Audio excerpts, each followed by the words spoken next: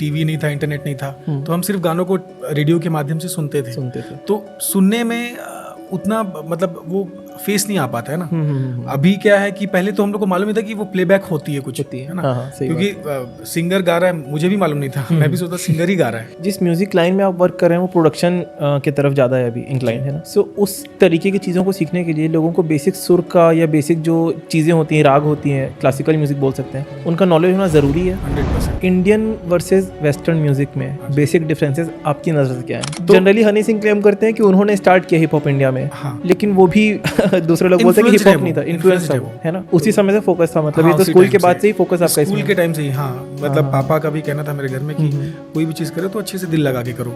सो ये जो एक जॉनर चल रहा है, जो मैंने पूछा था आपसे शुरुआत में, क्लासिकल म्यूजिक में ट्रेन होना कितना इंपॉर्टेंट है, हनी सिंह बादशाह को देखने के बाद तो नहीं लगता है कि म्यूजिक की नॉलेज है बट सुर की उतनी नॉलेज होना जरूरी नहीं है शायद? मैं आपको बताता हूँ, पहले मेरे को लगता था कि मैं सिंगर बनूंगा, उस टाइम पे कोई आइडिया नहीं था कि मैं म्यूजिक कंपोजर भी बन सकता हूँ, म्यूजिक डायरेक्शन में भी मैं काम कर सकता हूँ। इसलिए पूरा खुद को समझना जरूरी है। तो प्रोडक्शन की बात आप कर रहे थे ना, प्रोडक्शन आपको सीखना है तो सबसे बड़ा जो गुरु है आज के टाइम पे वो अरिजीत सिंह है। वो शायद कुछ नेक्स्ट लेवल ही बात बोले होंगे, पता नहीं। टैलेंटेड हो तभी आपकी ट्रेनिंग काम आएगी। मैं बहुत लोगों को मैंने देखा हुआ है जो ट्रेनिंग तो कर लेते हैं, बहुत अच्छे स्कूल्स में चले जाएंगे, अच्छे इंस्टीट्यूशन में चले जाएंगे, लेकिन मैं गाता हूँ तो मेरे को और आसपास वालों को लगता है ठीक ठाक गा लेता हूँ, ठीक ठाक जो बोलते हैं, अच्छा कि हाँ ठीक है, लेकिन वो भी गलत नहीं है ना। आप अगर भोजपुरी में ज्यादा यूज करते हैं तो लोग सुनते भी तो हैं। अच्छा, वायलिन इंडियन इंस्ट्रूमेंट है या फिर बाहर का, मतलब उसका बेस क्या है? आप एक लेबर की तरह काम कर रहे हो ना। अगर आप नए आ रहे हो उस फील्ड में, नए आ रहे हैं तो कई सारे लेबल्स भी तो नहीं होते हैं ना। उस मोमेंट पे यूट्यूब से अर्निंग कितनी हो रही थी as a music production page?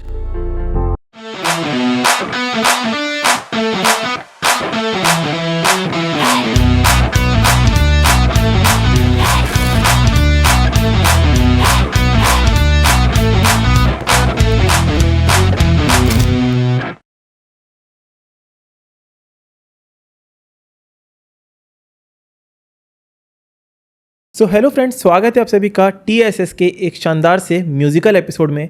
और आज का जो पॉडकास्ट होने वाला है अराउंड द म्यूजिक होने वाला है, बिकॉज एक प्रोफेशनल हमारे साथ में जुड़े हैं, तो सारी जो बातें होंगी वो वेरीफाइड होंगी, प्रोफेशनली होंगी। आज हमारे साथ जुड़े हैं स्वप्निल जायसवाल भैया, स्वागत है आपका TSS पे। थैंक यू सो मच भाई। कैसा लग रहा है भैया, शांति महसूस हो रही है? बहुत अच्छा स्टूडियो सेटअप है और बहुत ही अच्छा वाइब है यहाँ का, रिलैक्स फील हो रहा है। भैया आपकी फील्ड म्यूज़िक है। हाँ जी। सो सबसे पहला क्वेश्चन ही मेरा ये है कि आपके हिसाब से म्यूज़िक क्या है? क्रिएटिवली, प्रोफेशनली आप म्यूज़िक को कैसे डिफाइन करते हैं?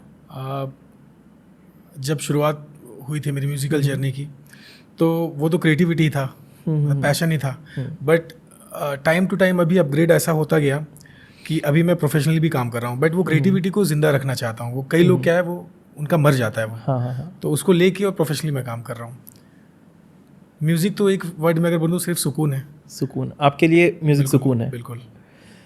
म्यूज़िक में जितने भी लोग हैं, म्यूज़िक की फील्ड में जितने भी लोग होते हैं, उनके लिए क्या उसको एक सुकून की तरह देखना ज़रूरी हो जाता है? अगर उनको वो सुकून नहीं मिल रहा होगा शायद, क्योंकि क्रिएटिव फील्ड है, हाँ जी, तो उसको हम प्रेशराइज करके नहीं यूज़ कर सकते। बिल्कुल। कुछ लोगों के लिए सुकून होता है, कुछ लोगों के लिए थेरेपी होती है म्यूज़िक, क्योंकि आप म्यूज़िक को कभी भी अलग नहीं कर सकते। आपके यहाँ कुछ भी अगर आप सेलिब्रेट कर रहे हो या आप कैसे भी मूड पे हो, म्यूज़िक तो आपके हर एक जगह पे आपके साथ रहती है। आप अगर वेडिंग पे हो तो म्यूज़िक को हटा दो, वेडिंग अधूरा है। आप अगर सैड हो, म्यूज़िक हटा दो, आपकी सैडनेस दूर हो जाएगी। आप अगर खुश हो तो म्यूज़िक आप सुनोगे। कोई भी चीज़ आप करते हो तो म्यूज़िक तो आपकी लाइफ का बहुत अच्छा एक अहम हिस्सा है। सही बात है। सतीश जैन सर जो हमारे इंडस्ट्री के डायरेक्टर हैं, उनसे भी मेरी बात हुई थी, लास्ट पॉडकास्ट शायद उन्हीं के साथ डाला चैनल पे। सो उसमें उन्होंने भी ये सेम चीज़ बोली, म्यूज़िक वेरी इंपॉर्टेंट पार्ट है, मतलब हर एक चीज़ों का। सो वो भी म्यूज़िक पे बहुत वर्क करते हैं अपने मूवीज़ में, ऐसा वो बोलते हैं। म्यूज़िक फिल्म का तो बहुत अहम हिस्सा होता है, क्योंकि आप फिल्म वही समझता है जो थिएटर जाता है। थिएटर से पहले तो आपको म्यूजिक ही आपको वहाँ तक लेके जाता है।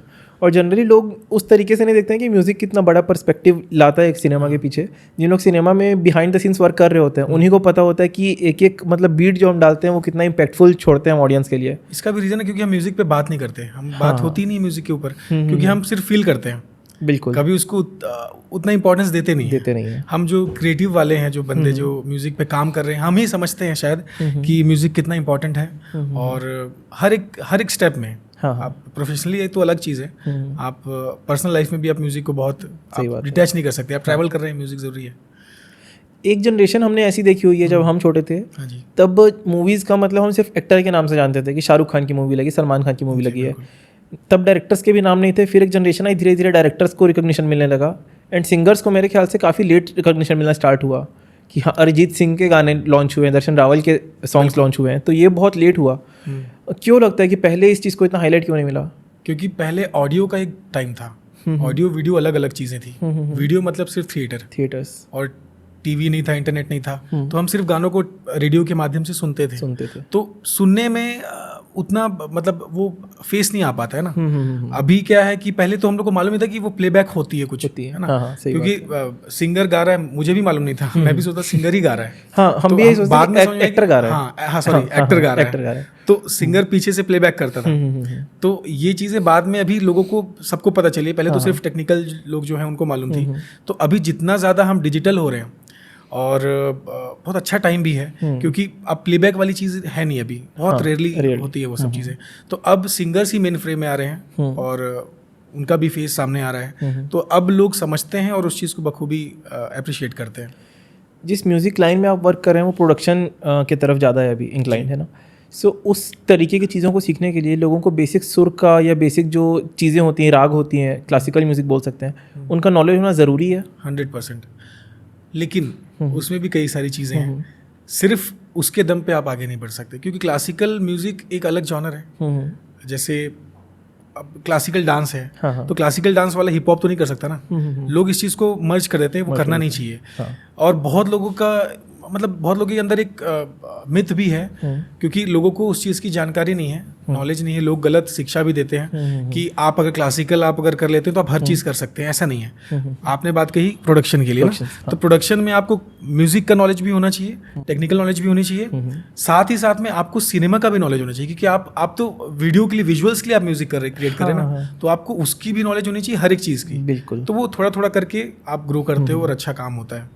Scale, chords, tempo, pitch, BPM, ये जो चीज़ें होती हैं, इनको बेसिक तरीके से थोड़ा थोड़ा डिफाइन कर सकते हैं हम बिगिनर्स के लिए। एक एक पॉइंट अगर आप बोले तो मैं उसको एक्सप्लेन करूँगा। स्केल क्या होता है?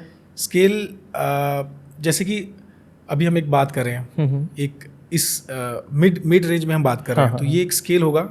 अब उसको म्यूजिकली हम लोग जाऊंगा मैं तो ज़्यादा टेक्निकल हो जाएगा, लोग समझ नहीं पाएंगे।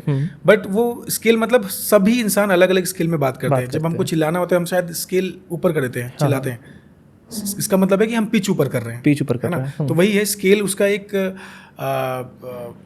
मतलब उस चीज़ को नापने का एक पैरामीटर है, ठीक है। तो सबका स्केल, हम जब नीचे बात करते हैं तो शायद नीचे बात करते हैं, वो साउंड से नहीं होता है, वो पिच अलग होता है। साउंड होता है वॉल्यूम। वॉल्यूम आप कितना ऊपर नीचे कर रहे हो। तो अक्सर लोग इसी चीज़ में कंफ्यूज होते हैं कि वॉल्यूम और स्केल दोनों एक ही चीज़, दोनों अलग अलग चीज़ें हैं। तो स्केल मतलब लो पिच में बात करना, और ज़्यादा पिच अगर ऊपर है तो स्केल हमारा ऊपर है, और साउंड अलग चीज़ है। साउंड में आप कितना धीरे आप बोल रहे हो, कितना तेज आप बोल रहे हो, तो थोड़ा टेक्निकल है, कंफ्यूजन होता है। और क्या आपने कहा? कॉर्ड्स और टेम्पो के बारे में थोड़ा।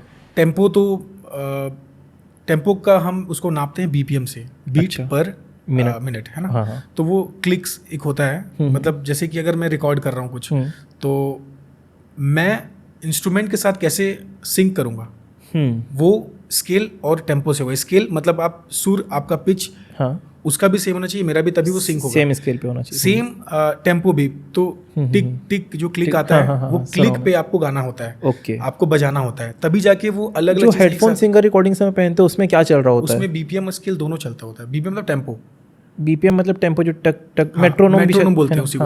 वही अलग अलग टर्म्स उसी के लिए। टेम्पो मतलब वही आपका बीट पर सेकंड कितना, बीपीएम कितना चल रहा है, और स्केल मतलब आपका पिच क्या है ना। तो ये दो चीज़ें बहुत इंपॉर्टेंट है। अगर दो चीज़ों का अगर नॉलेज है तो आप सेशन में आप काम कर सकते हैं, स्टूडियो में आप काम कर सकते हैं, और दो चीज़ों के लिए आपको सीखना ज़रूरी है। ऐसा कई बार होता है कि सोशल मीडिया पे लोग विदाउट बीट्स, विदाउट किसी चीज़ के जब वोकल्स रिकॉर्ड करके डालते हैं तो लोगों की बहुत मतलब उनको अप्रिशिएशन मिलती है, क्योंकि साउंड अच्छा कर रहे होते हैं वो और सुर अच्छा लगता है।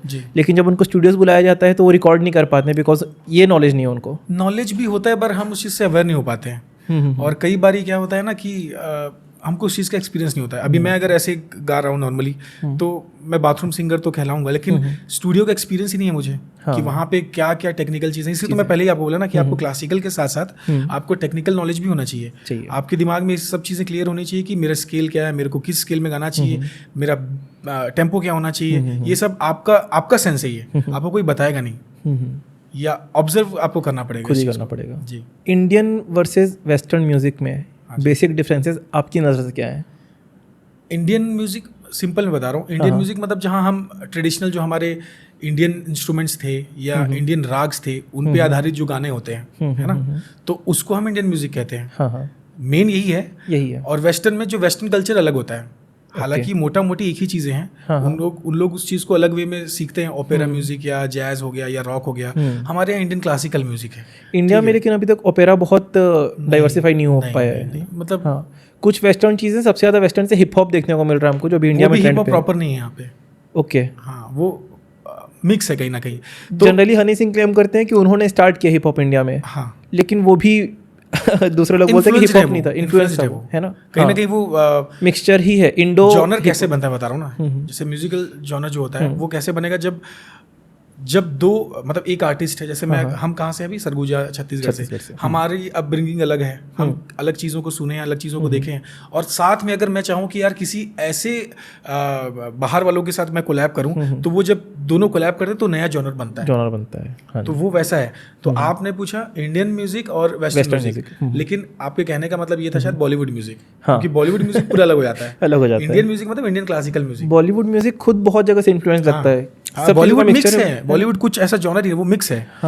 बॉलीवुड क्या है, एक कमर्शियल इंडस्ट्री है जहाँ पे जिनको लगता है कि हाँ ये म्यूजिक चलेगा तो उस पर काम करते, चाहे वो कोई भी जॉनर हो, कोई स्पेसिफिक जॉनर उसका है नहीं। तो इंडियन क्लासिकल म्यूजिक भी आप बोलोगे तो ये जॉनर है अलग से, उसमें हम कितने कई सदियों से हम सीख रहे हैं क्लासिकल म्यूजिक। तो वो राग आधारित म्यूजिक होता है जिसमें बाउंड्रीज सेट होती है पहले से, हम उसमें ज़्यादा छेड़खानी नहीं कर सकते, हमको वो रूल फॉलो करना पड़ेगा।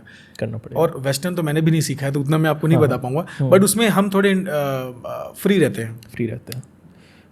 आपने सीखा क्या है अभी, मतलब म्यूज़िक इंडस्ट्री में आने से पहले आपकी जो बिगनिंग थी, शॉर्ट में हम बता पाएँ कि क्या चीज़ों से आप ट्रेन होकर यहाँ तक पहुँचे? मैं क्लासिकल म्यूजिक में मैंने बैचलर किया है, ओके, ग्रेजुएशन, तो मतलब स्टडीज भी उसी से कंप्लीट किया आपने? उसी समय से फोकस था, मतलब ये तो स्कूल के बाद से ही फोकस आपका? स्कूल के टाइम से ही, हाँ, मतलब पापा का भी कहना था मेरे घर में कि कोई भी चीज़ करे तो अच्छे से दिल लगा के करो, तो उनके गाइडेंस पे चला गया और क्लासिकल म्यूजिक में बैचलर किया। उसके बाद मुंबई से साउंड इंजीनियरिंग का कोर्स किया। अच्छा, तो उससे थोड़ा टेक्निकल भी जो साइड था वो स्ट्रांग हो गया मेरा।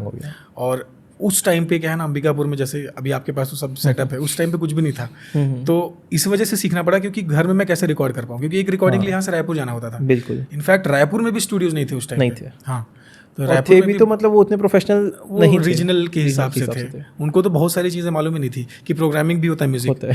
मतलब लोगों को सिर्फ लगता था कि रिकॉर्ड करना है, बस इधर से प्लग इन किए, रिकॉर्ड किए, खत्म। प्रोग्रामिंग, कंप्यूटर से म्यूजिक कर रहे हैं, DAW आजकल आ गया है, टेक्नोलॉजी बहुत आगे। तो अभी हम छत्तीसगढ़ वाले जो है ना, थोड़ा अभी हम अपग्रेड हुए हैं, लेकिन कहीं ना कहीं अभी भी बहुत पीछे हैं।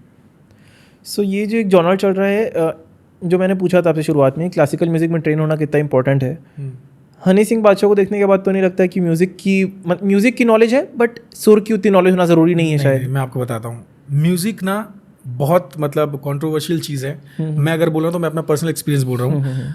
अब वो जो कर रहे हैं ना, हनी सिंह, वो भी म्यूजिक कर रहे हैं, वो उनका लैंग्वेज है म्यूजिक का, ठीक है। अब मेरा लैंग्वेज अलग होगा, शायद मैं क्लासिकल सीखा हूँ, मैं जो सुना हूँ अंदर में बचपन से, मैंने जो सुना है और जो भी देखा है, मैं उस म्यूजिक को मैं लेके आऊँगा, पर उन्होंने कुछ और सुना होगा, उन्होंने कुछ और देखा होगा, तो सबका म्यूजिक ना लैंग्वेज अलग होता है। हम उसको ये नहीं बोल सकते कि वो बेकार है, ये अच्छा है, सब अपनी जगह पे अच्छा है। अगर बुरा होता है तो कोई एक्सेप्ट नहीं करता, हम भी सुनते हैं, हम भी सुने बहुत। तो हाँ, ये बात बिल्कुल सही है कि उनको क्लासिकल म्यूजिक का शायद नॉलेज नहीं है, इसका मतलब ये नहीं कि उनको म्यूजिक नॉलेज नहीं है। क्लासिकल म्यूजिक ही सब कुछ नहीं है, सब कुछ नहीं है। तो ये इंपॉर्टेंट है लोगों में, मतलब अपने दिमाग में क्लियर करना बहुत इंपॉर्टेंट है। म्यूजिक क्योंकि हिप हॉप भी है, वेस्टर्न भी, म्यूजिक की कोई कैटेगरी नहीं है। आप भाई कुएं के मेढक हो ना, आपने म्यूजिक मतलब आपने जो भी सामने वाला है उसको म्यूजिक वो उतना ही देखा है, जिसने जितना देखा है उसको उतना ही समझ में आएगा ना। वो बाहर जाके तो देखे कि बाहर भी अलग अलग कुएं हैं ना, तो सबका अपना कुआं है। बिगिनर अगर म्यूज़िक इंडस्ट्री में आने का सोच रहा है, मान लो एक जनरली ये होता है कि 7th 8th से हमारी क्यूरियोसिटी स्टार्ट होती है म्यूज़िक को लेके, अगर इस फील्ड में जाना है, और उस समय आज की रेट पे अभी के रिसोर्सेज के हिसाब से क्या बेस्ट ऑप्शन है, क्या चीज़ें उस समय सीखनी चालू करनी चाहिए, एंड किसका नॉलेज लेना सबसे ज़्यादा इंपॉर्टेंट है, प्रोडक्शन का या फिर जो हम बोलते हैं म्यूज़िक का, बेसिक म्यूज़िक का, म्यूज़िक प्रोडक्शन में आने के लिए, प्रोडक्शन में। प्लस अभी ज़्यादातर मैं जितना देख रहा हूँ बहुत सारे जेनजीज का इंटरेस्ट होता है हिप हॉप म्यूज़िक में। बहुत लोग लिख रहे हैं मेरे पहचान में, मतलब जो 11th 12th में बहुत अच्छा लिख रहे हैं, लेकिन उसको उनके पास ऑप्शन नहीं कि हम प्रोड्यूस कैसे करें या उसको म्यूज़िक में कैसे बैठाएं। तो उन चीज़ों को हम कैसे क्लियर आउट कर सकते हैं? वो करना सब चाहते हैं अपन के, जैसे हम जब स्टार्ट किए थे तो कुछ नहीं था, बनना हम सिंगर या एक्टर चाहते थे, लेकिन ये सब करना पड़ा उसके अराउंड भी, एडिटिंग सीखनी है। आपको सबसे पहले कोई भी है उसको खुद को समझना पड़ेगा। जैसे कि मैं अपनी अपना ही बोल रहा हूँ, पहले मेरे को लगता था कि मैं सिंगर बनूंगा, ठीक है। उस टाइम पे कोई आइडिया नहीं था कि मैं म्यूजिक कंपोजर भी बन सकता हूँ, म्यूजिक डायरेक्शन में भी मैं काम कर सकता हूँ। पर शायद अब मेरे को ऐसा लगता है कि म्यूजिक डायरेक्शन में मेरा अच्छा काम है, ज़्यादा अच्छा, अच्छी पकड़ है, तो अब मैं उसमें फोकस कर रहा हूँ। शायद फ्यूचर में मुझे कुछ और लगेगा। तो आपको ना अपने आप को पहचाना अंदर में कि क्या है, कि किस चीज़ में आप मेन, आपका फोटे क्या है आपका। तो आप अगर जिस दिन समझ गए कि आपको, जैसे आपको भी जितना मैं समझ रहा हूँ, आप पहले एक्टिंग में आना चाहते थे, फिर आपने अनबॉक्सिंग भी शुरू किया, शायद वो सीक्वेंस अलग हो सकता है मेरा, नहीं ऐसे ही है। हाँ, उसके बाद फिर पॉडकास्ट भी। तो आप शायद अपने अंदर में क्लियर हो गया, आप बता नहीं रहे हो, लेकिन वो अपने अंदर में क्लैरिटी होनी चाहिए कि मेरे को करना क्या है। कहीं ना कहीं इंटरकनेक्टेड है ये सब चीजें, सही बात है। लेकिन आपको क्लियर होना चाहिए कि क्या। तो मेरे को क्लियर था सिंगर बनना है, तो वैसे ही मैं बता रहा हूँ कि जैसे कपिल शर्मा, सबसे बड़ा एग्जांपल ना, उनको सिंगर बनना था, वो सिंगर बनने आए थे, बिल्कुल, कई बार सुना मैंने, सिंगर बनने आए थे और कॉमेडियन बन गए। तो आपको कभी कभी नहीं मालूम होती है कि चीजें कि आप क्या बनोगे, क्या किस चीज के लिए आप पैदा हुए, इसलिए बोलो खुद को समझना जरूरी है। तो प्रोडक्शन की बात आप कर रहे थे ना, प्रोडक्शन आपको सीखना है, तो सबसे बड़ा जो गुरु है आज के टाइम पे यूट्यूब है, सबसे बड़ा।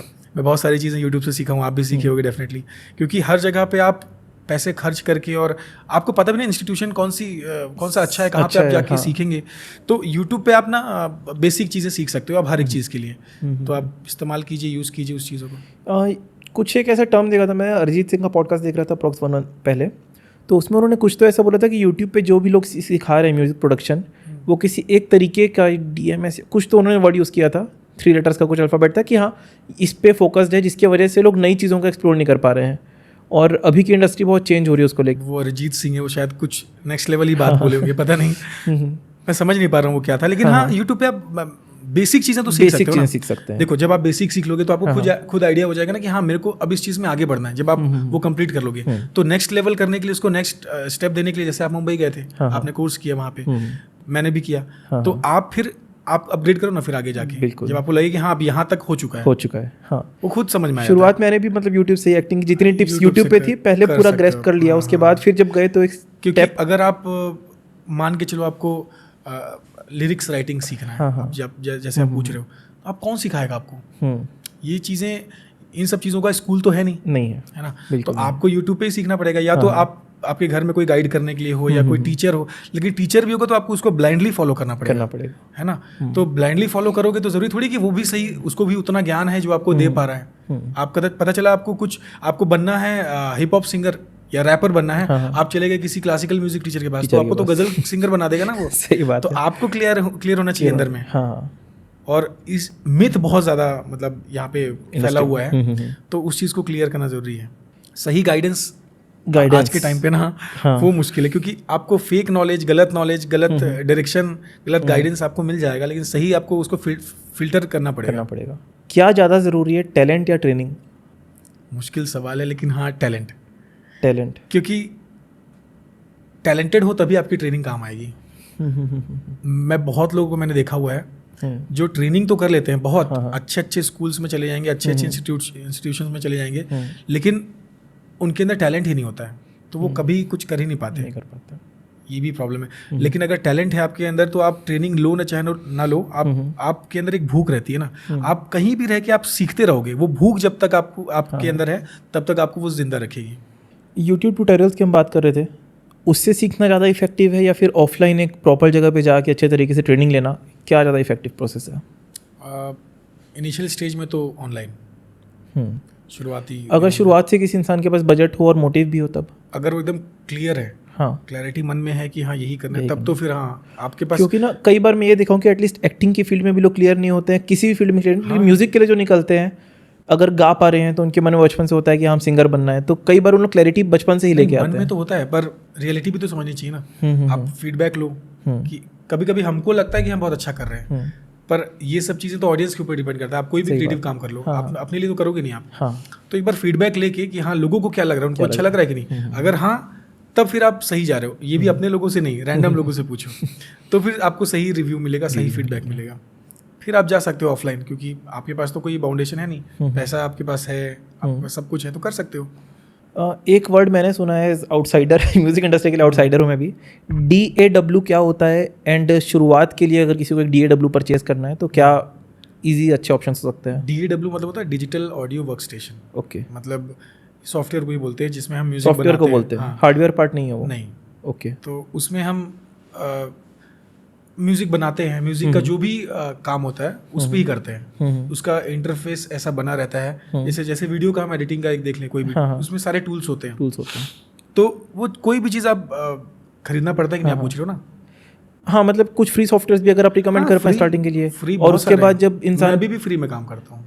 ऐसा क्रैक वाला फ्री या फिर नहीं, पूरा फ्री वाला, कम्प्लीटली फ्री। गराज बैंड बहुत अच्छा है। मैक अगर आप यूज़ करते हो तो गराज बैंड बहुत अच्छा है, और अगर विंडोज़ पे हो, FL स्टूडियो DAW है। हाँ अच्छा, DAW वही है।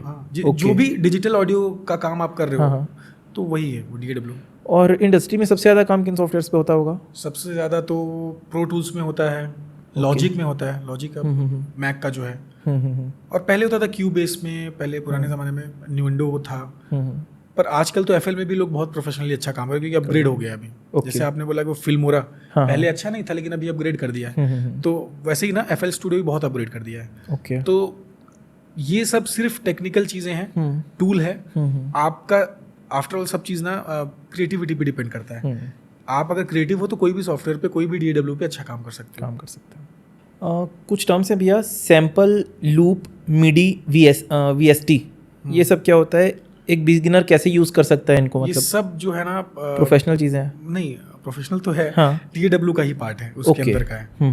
तो मतलब एक करके, अगर सैम्पल क्या होता है? सैम्पल रेट क्या सैम्पल है? सैम्पल जो सॉफ्टवेयर में होता है अपने, सैम्पल रेट होता है। ओके, सैम्पल भी होता है। सैम्पल मतलब कभी कभी हम ऑडियो उसको बोलते हैं, जो हमारे पास साउंड्स होते हैं ना, उसको हम सैम्पल्स बोलते हैं। फिर रिकॉर्डेड या फिर अवेलेबल जो मिल जाते हैं।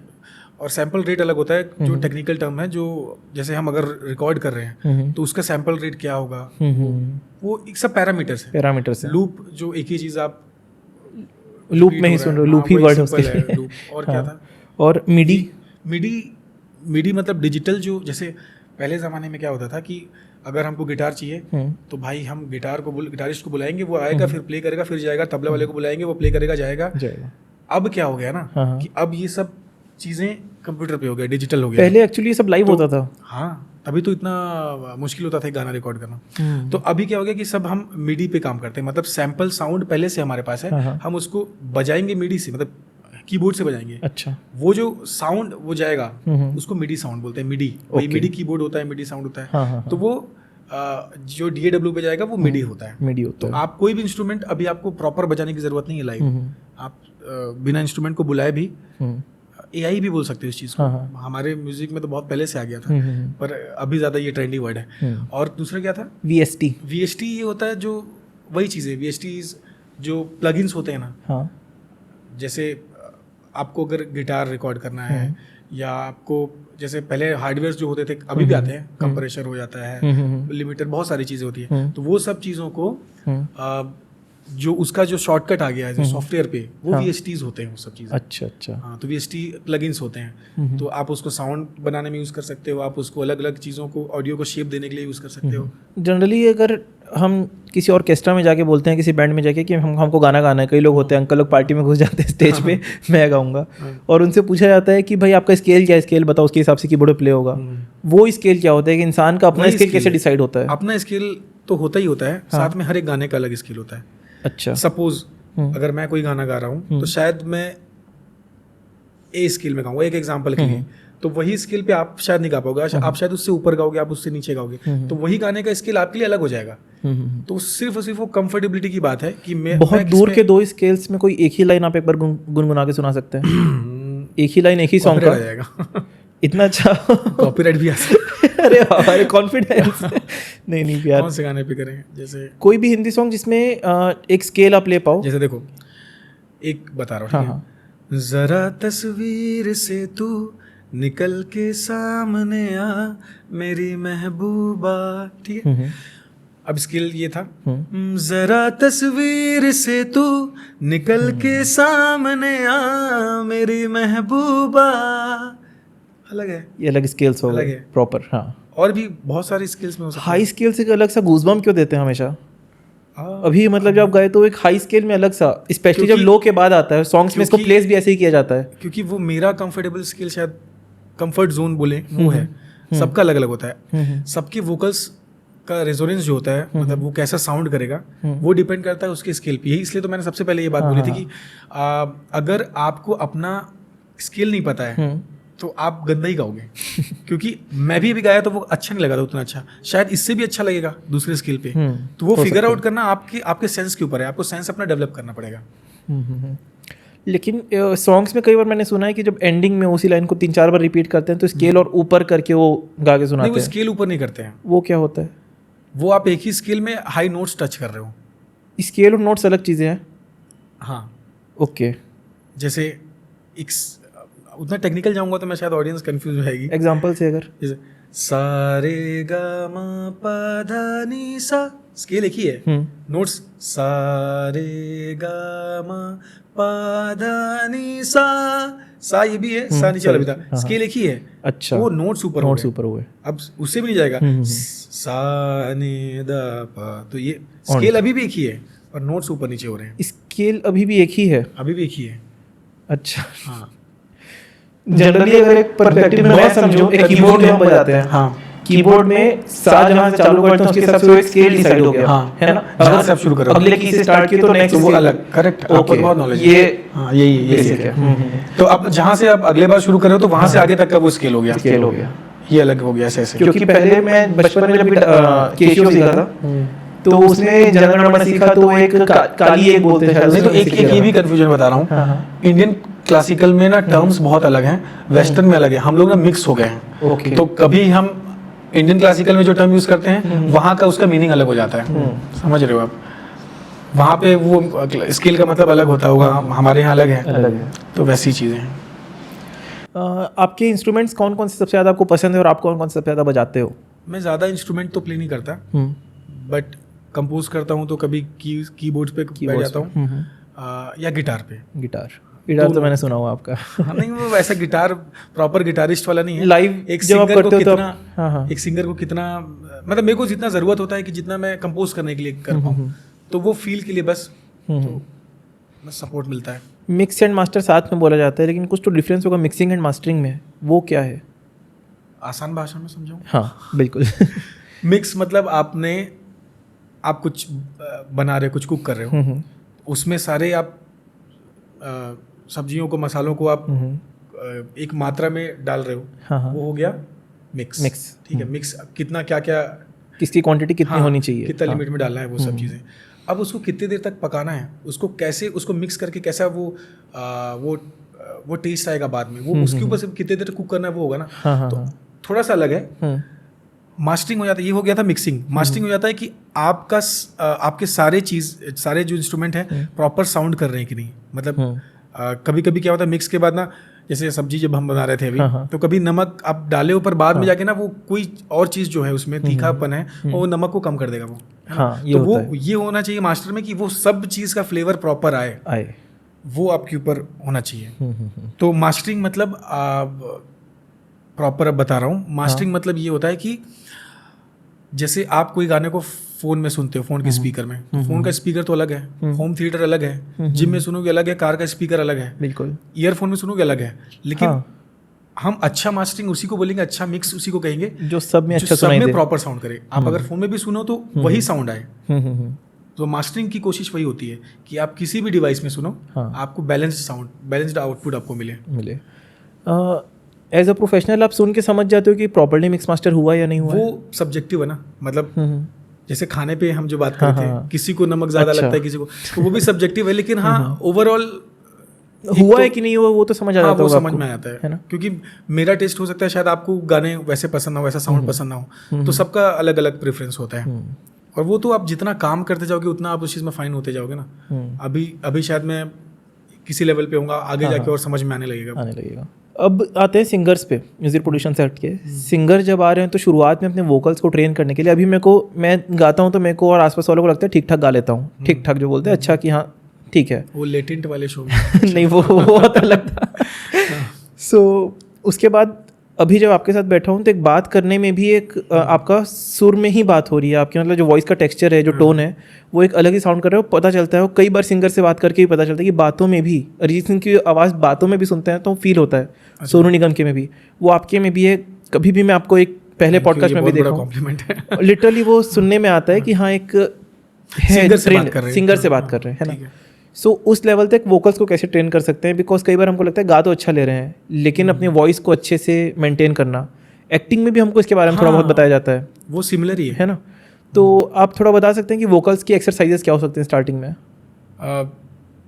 जो बेसिक है ना, वो तो आपका मेडिटेशन ही है ना। म्यूजिक भी मेडिटेशन है। म्यूजिक में आप ध्यान ही लगाते हो, एक सुर में अगर हम बैठे हैं तो उस पर ही उसको लगा के, तो ऐसा कुछ फॉर्मूला तो नहीं है, लेकिन जो आपको भी जब आप एक्टिंग का वर्कशॉप किए होगे तो आपको भी बताया गया कि ओम करो, बिल्कुल करो, तो ये सब, और वो भी अलग अलग सुर में, मतलब पहले सा में। इसका क्या होता है इससे, इसका फायदा मेरे को जहाँ तक मालूम है, हम जब कुछ बोलते हैं ना तो आवाज़ सिर्फ यहाँ से नहीं आती है, लोगों को लगता है कि यहाँ से आवाज़ आ रही है। उसमें आप पेट टच करके देखो, बोलते रहे पेट से भी आवाज़ आई, चेस्ट, सिर, नाक, और ये जो पार्ट है आपका चिक्स, यहाँ से भी, तो हर एक चीज से होके रेजोनेट करता है वो साउंड। तो वो जो एक्सरसाइजेस है ना, वो हर चीज को ओपन अप करती है। अभी ओम करोगे ना, हर चीज खुल जाता है। और जिस दिन आप समझ गए कि आपको चेस्ट से कैसे आवाज निकालना है, आपको पेट से कैसे आवाज निकालना है, तो आप अच्छे वोकलिस्ट आप कहलाओगे। और वो चीजें काम आती हैं आपकी एक्टिंग में भी। एक्टिंग और सिंगिंग इसलिए सेम है ना, क्योंकि सिंगर्स भी ना उस चीज को एक्ट करते हैं आवाज के थ्रू। हाँ बिल्कुल, मतलब बहुत इंपॉर्टेंट बात है। हाँ। तो आप जब जैसे सोनू जी हैं, सोनू निगम, वो बहुत अच्छे एक्टर हैं, उनका ऑब्जर्वेशन, हाँ वही मैं बोल रहा था, ऑब्जर्वेशन आपका हर कुछ कहता है कि आपको सिचुएशन दिया गया है कि आपको किसी लड़की से कहना है कि हमें तुमसे प्यार कितना, तो आप उसको यही गाओगे ना, हमें तुमसे प्यार कितना, तो आपको आप फील कर रहे हो ना उसको। इसी लो में आप चिल्ला के तो नहीं बोलोगे, चिल्लाने वाले भी गाने पे तो होते हैं, आप वहां बोलोगे तो वहां भाव, उसका फील जो खत्म हो जाएगा। तो आपका सेंस होना चाहिए कि आप किसी भी चीज को कैसे गा के बता रहे हो। गाना जो गायकी है, सिंगिंग, म्यूजिक जो है, वो कहीं ना कहीं किसी मैसेज को कन्वे करना ही है, बस उसका जो मोड है अलग हो जाता है। मतलब आप सजा के बोल रहे हो उस चीज़ को, बोल रहे हो, सही बात है। वॉइस का कितना बड़ा रोल है, मतलब एक सिंगिंग में एक हरकतें जो हम लेते हैं वो भी इम्पोर्टेंट होती हैं? वो तो देखिए आगे की चीज़ें हैं, ठीक है। मतलब पहले आप बेसिक अगर मैं सच बता रहा हूँ, सिंपलेस्ट जो गाने होते हैं ना, वो ज़्यादा टच करते हैं। मतलब हरकत तो हर किसी को समझ में नहीं आएगा ना, नहीं आएगा। मतलब आप जितना भी हरकत आलाप ले लो, आप कुछ भी ले लो, मैं नहीं बोलता वो इम्पोर्टेंट नहीं है, वो इम्पोर्टेंट है, लेकिन आपको पहले बेसिक जो सिंपल म्यूजिक है उसको समझना पड़ेगा। और सिंपल इसलिए समझना पड़ेगा क्योंकि आप सिंपल ऑडियंस को ही तो वो मैसेज देना चाह रहे हो ना, गा के। आप गा के क्या बताना चाह रहे हो, बिल्कुल, है ना। तो वो सिंपल जब रहेगा तभी सिंपल लोगों को समझ में आएगा, क्योंकि उनको म्यूजिक का नॉलेज नहीं है, वो सिर्फ भाव समझते हैं, फील समझते हैं। तो वो भी इंपॉर्टेंट है, बट एक टाइम के बाद इंपॉर्टेंट होता है। ऑटो ट्यून की बहुत बातें होती है, स्पेशली कंट्रोवर्शियल टॉपिक है। साथ में जो रैपर्स है उनके ऊपर तो सिर्फ ऑटो ट्यून के बिना करियर खत्म है, ऐसा बोला जाता है। चीटिंग है क्या ऑडियंस के साथ ऑटो ट्यून यूज करना? नहीं, बिल्कुल भी नहीं।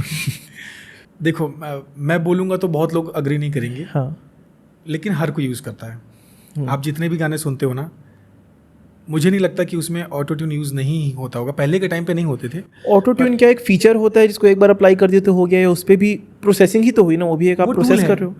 टूल है, ठीक है। जैसे कि आप कोई भी आप रोजमर्रा की जो आपकी जिंदगी है उसको इजी करने के लिए आप कुछ ना कुछ टूल यूज करते हो। आप आने के लिए गाड़ी यूज करते हो, कहीं जाने के लिए। आप बोलोगे नहीं यार, पहले के जमाने पैदल चलते, हम भी पैदल चलेंगे, ऐसा थोड़ी होता है। सही बात है ना। तो वो टूल है, टूल ऐसा है, बता रहा हूँ, वो सिर्फ मेकअप करता है। मतलब आप जितना भी मेकअप कर लो, अगर आप अंदर से खूबसूरत नहीं हो तो आप कैसे उस चीज़ को आप खूबसूरती से और उसको अपग्रेड कर सकते हो, इनहेंस कर सकते हो? नहीं कर सकते ना, नहीं कर सकते। तो उस चीज़ के लिए आपको गाना पड़ेगा। वो सिर्फ टूल है, वो सिर्फ हेल्प करता है ना। जैसे सप्लीमेंट्स होते हैं ना, हेल्प करता है। ऐसा थोड़ी कि सप्लीमेंट लेके आप बॉडी बना लोगे, कुछ भी होता है, ऐसा नहीं होता। वो हेल्प करता है। और जहाँ पे पहले के टाइम पे या अभी अगर मेरे को एक गाना गाने में अगर मेरे को 4-5 घंटे लगेगे, तो मैं उस टूल को यूज़ करके अगर मैं वो आधे घंटे में काम कर रहा हूँ तो मैं करूँगा ना भाई, मेरा टाइम बच रहा है। ये एक परसेप्शन है। दूसरा ये है कि पहले के टाइम पे जो म्यूजिकल इंस्ट्रूमेंट्स होते थे, मैं बताया ना आपको कि पहले रिकॉर्ड होता था लाइव। तो रिकॉर्ड होता तो क्या होता था कि आप गिटार बजाते थे ना पहले, तो गिटार में क्या ट्यून करना पड़ता है आपको, मतलब हर बार ट्यून करना पड़ता है। क्योंकि वो डिट्यून हो जाता है, थोड़ा ऊपर नीचे सुर हो जाता है क्लाइमेट के हिसाब से या वेदर कंडीशन जो भी है, थोड़ा बेंडिंग की वजह से। तो वो होता है। वैसे ही ना हर इंस्ट्रूमेंट का होता है, जो भी इंस्ट्रूमेंट होते हैं हर किसी को ट्यून करना पड़ता है कि वो जो इलेक्ट्रॉनिक नहीं है, क्या बात है तो उनको ट्यून करना पड़ता है। लेकिन आज हम क्या कर रहे हैं, हर चीज़ें डिजिटल ही कर रहे हैं। तो हम DAW पे क्या करते हैं, इंस्ट्रूमेंट थोड़ी प्ले करते हैं, ठीक है। तो पहले क्या होता था कि गिटार हल्का डी ट्यून है, वो इंस्ट्रूमेंट हल्का डी ट्यून है, वो हल्का, तो वो ना एक मिक्स साउंड आता था। तो उसमें ना सिंगर भी अगर थोड़ा डी ट्यून हो तो वो मैनेज हो जाता था, ठीक है, क्योंकि वो पता नहीं चलता। हर कोई तो डी ट्यून है ना, तो उसके साथ में वो भी थोड़ा समझ में मतलब आता नहीं था, उतना नजर नहीं आता था या सुनाई नहीं देता था, वैसा लोग समझ नहीं पाते थे। पर आज के टाइम पे क्या है, डिजिटल है, तो एक डिजिटल में क्या होगा कि आप ट्यून नहीं कर रहे ना, वो तो पहले से ट्यून्ड है एकदम 440, बिल्कुल एक्यूरेट एकदम। तो आप एक्यूरेट म्यूजिक के साथ में खुद के वोकल्स को कैसे करोगे? वहां पे अगर खुद के वोकल्स को ब्लेंड करना है उसमें, तो ब्लेंड करने के लिए आप अगर ऑटो ट्यून जो यूज है, ये ऑटो ट्यून ये सॉफ्टवेयर नहीं है ना, ऑटो ट्यून एक फीचर है, फीचर का नाम है ना। तो आप जब इस चीज़ को यूज़ नहीं करोगे ना, तो आप उसके साथ अच्छा साउंड करोगे नहीं। ट्रैक कहीं और जा रहा है, म्यूजिक कहीं और जा रहा है, आपके वोकल्स कहीं और जाएंगे। तो उस चीज़ को भी थोड़ा फ्लेवर देने के लिए हम ऑटो ट्यून यूज़ करते हैं, और गलत नहीं है। भोजपुरी सिनेमा में बहुत ज़्यादा यूज़ होता है। हाँ, तो वो तो साउंड ही नहीं आती है, लगता है कि हम कुछ, वही मैं मेकअप वाली बात बोल रहा था। आप एकदम मेकअप कर लोगे तो कैसे दिखोगे? अब हल्का टचअप करोगे, हल्का जो भी चीज़ें हैं, जो अपनी कमियां हैं उसको छुपाओगे तो अच्छी ही लगोगे। तो वो डिपेंड करता है आप कितना यूज करते हो। लेकिन जैसे जनरली बोलते हैं, लेकिन वो भी गलत नहीं है ना। आप अगर भोजपुरी में ज्यादा यूज करते हैं तो लोग सुनते भी तो हैं, एक्सेप्ट कर रहे हैं तभी तो यूज कर रहे हैं। सही बात। तो इसका कुछ भी हार्ड एंड फास्ट ऐसा रूल नहीं है, ऑटो ट्यून यूज करना चाहिए। लेकिन जो कंट्रोवर्सीज के अराउंड होती है वो ये होती है कि फॉर एग्जांपल जो भी हम लिए होते हैं मेकअप, अगर इंसान का मेकअप हो रहा है तो वो अपने उन पार्ट्स को टचअप दे रहा है जो भगवान ने उतने परफेक्टली नहीं बना के भेजा। लगता है कि हम टचअप सही कर सकते हैं। म्यूजिक में ऐसा माना जाता है कि आप ट्रेनिंग से उसको सही करो, रेदर देन द प्लेटफॉर्म्स और रेदर देन सॉफ्टवेयर। सही बात है, हाँ, बिल्कुल सही बात है। लेकिन आज का टाइम उतना वो स्लो नहीं है ना, पहले स्लो नहीं है। सब लोग फास्ट, आप एक चीज को परफेक्ट करने के चक्कर में बाकी चीजों को भूल जाओगे। हाँ, पहले गाने भी कम आते थे, अब तो मतलब लिमिट ही नहीं है। पहले एक गाने को रिकॉर्ड करने महीनों लग जाते थे, आज एक दिन में गाने बन रहे हैं, तो ये भी बात है ना। और मैं नहीं बोलता वैसा, आप जितने भी जो ऑटो ट्यून को बुरा बोलते हैं ना, उनको आप बोल दो बिना ऑटो ट्यून के गाने के लिए, वो नहीं गा पाए। मतलब गा लेंगे, अच्छा लगेगा ऐसे लाइव, लेकिन जब आप स्टूडियो में जाएंगे ना, तो वो उन म्यूजिक इंस्ट्रूमेंट्स के साथ जो आप डिजिटली जो ट्रैक बनाए हो, प्रोग्राम किए हो, उसके साथ वो सिंक होगा ही नहीं होगा। हमारी एक्टिंग में भी ऐसा होता है कि थिएटर आर्टिस्ट कई बार सिनेमा पे आके परफॉर्म नहीं कर पाते हैं। जब हम बड़े पर्दे पे देखते हैं, एडिटिंग में देखते हैं, जब स्क्रीन पे आते हैं मॉनिटर में, पहली बार डायरेक्टर बोलता है यार ये क्या बुला लिया, जबकि कास्टिंग तक सही भी लगता है। सो वही वाली चीज़ है शायद कि एकदम सेम है। क्यों बताऊँ? हाँ, थिएटर में डिटेलिंग नहीं दिखता ना, सिनेमा में डिटेलिंग दिखता है, एक एक एक्सप्रेशन। और यही होता है म्यूजिक में, जब कोई लाइव आर्टिस्ट जो लाइव परफॉर्म करते हैं, ये लोग अक्सर ये बोलते हैं कि स्टूडियो में तो कोई भी गा लेगा, तो आप क्यों नहीं गाते हो? क्योंकि ना लाइव में डिटेलिंग दिखती नहीं है। जब स्टूडियो में जाओगे तो आपको हर एक चीज़ दिखने लगता है कि आपका सुर, आपका एक्सप्रेशन, आपके भाव, क्योंकि स्टूडियो में हम डिटेलिंग पे ध्यान देते हैं, एक्यूरेसी होती है, वहाँ पे साउंड प्रॉपर आ रहा है, हर चीज़ प्रॉपर है। और लाइव में ये चीज़ें नहीं होती, तो वही चीज़ होता है। थिएटर वाले उसको ब्लेम करेंगे कि सिनेमा इजी है, सिनेमा वाले बोलेंगे थिएटर इजी। कुछ भी इजी और हार्ड नहीं होता। आप जो चीज़ करते हो, आपको जो चीज़ आती है वो इजी है, जो नहीं आती वो मुश्किल है। तो कोई भी चीज़ बुरा अच्छा बुरा नहीं होता, सब अच्छा है, मतलब एक दूसरे से कनेक्टेड ही है।